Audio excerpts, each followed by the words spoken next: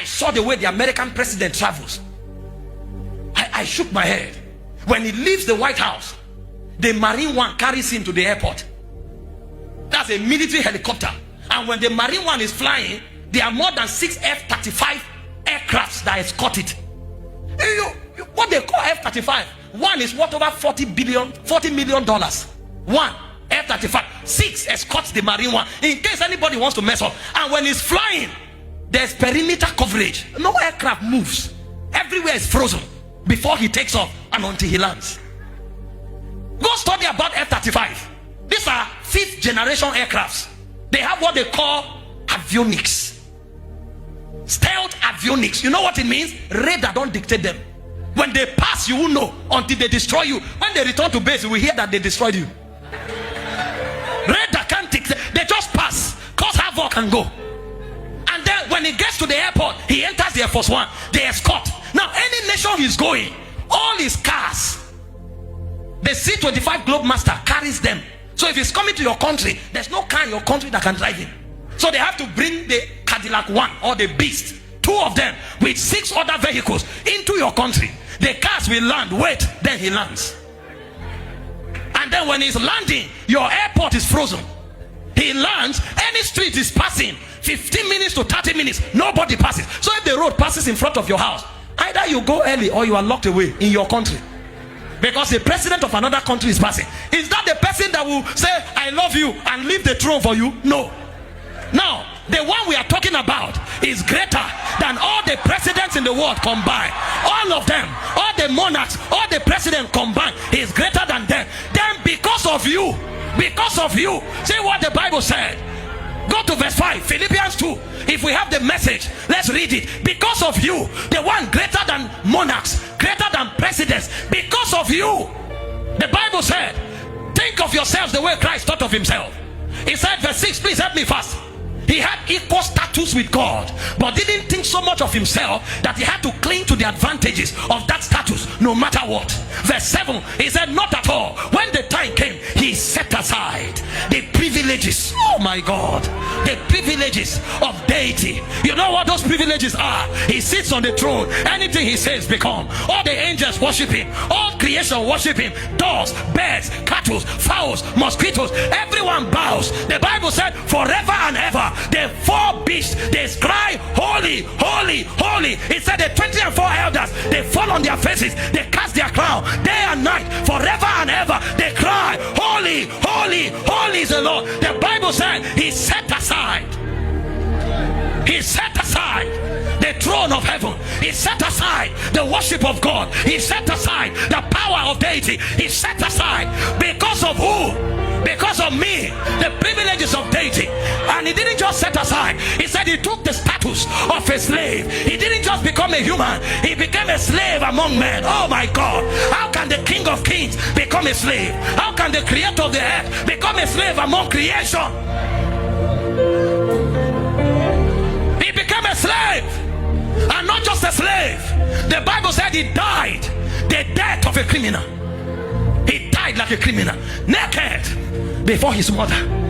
Oh, when they came to arrest him, he told Peter, put your sword aside. If I wanted, now I can cut 12 legions. I can cut 12 legions. So he could cut 12 legions, but he set it aside. They arrested him. You arrest the master, you arrest the King of Kings. Jesus said, this commandment I have received from my Father. He said, no man taketh my life from me. I have the power to lay it down and to take it up. He allowed himself. You know, when he came to them, he said, whom seek ye? They said, Jesus of Nazareth. He said, I am he. They went back and fell, but he surrendered. They spat on him, they pulled his hair, they beat him, they kicked him. Oh, you need to see what happened to him. Do we have the picture? Where is the media? Show me where they tied him to the pillar. The naked God, they pulled God's garment, they tied God to a pillar, and they were wiping him.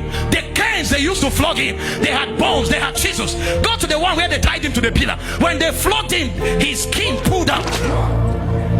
That's God. When you watch Mel Gibson, they tie clothes on him. He was naked. Everywhere they flog God, the skin peeled. How can creator be molested by creation? They spat on him.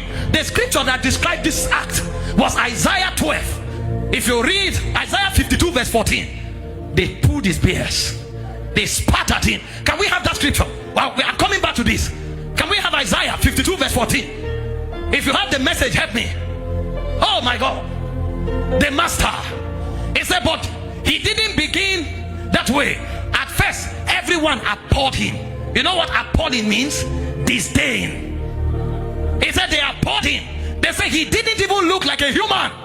When they finished dealing with him, even a pig looked better than him. They ruined his face. They disfigured him beyond recognition. So when they finished punishing him, when you saw him, you asked, what creature is this? What is this animal? He didn't look like a human being. He was disfigured. And in that state of disfigured their countenance, they gave him a cross. And he trekked for almost 1 kilometer. God was helpless. God fell 3 times. God. People were looking and mocking. People wanted to help God. Some were cleaning his face. God. And the Bible called it love. That's why Jesus said, no love is greater than this, that a man lays down his life for you. He didn't just lay his life. He laid it down in shame like a criminal. And then they hung God on the cross. 6 hours. Look at the picture of the cross. The one you saw in the movie, he was hanging straight. They don't hang people straight. When people hang on the cross, they are bent over because you can't even be straight. You are hanging. So what it meant was that he was depressing his diaphragm. He couldn't breathe. Every time he breathed, he had to pull the nail on his wrist up to breathe for 6 hours. That's love. That's love for you and I. When they put the crown on him, it was thorns. And the point came. The biggest of all persecution was when the father turned his back and he cried, Eloi, Eloi. In the history of divinity, they had never separated. Eloi, Eloi. That's spiritual death. Why hast thou forsaken me? It's called the love of God. Do you know why we are audacious when we go out? The Bible said in Romans 8:32, if he did not withhold his only begotten son, but gave him freely for us, he said, how shall he not with him? This is why when I make demand, I don't fear, because the greatest love has been demonstrated. There's nothing God cannot give me. He gave me Christ, and he gave me Christ with everything. This is why you should ask God for anything,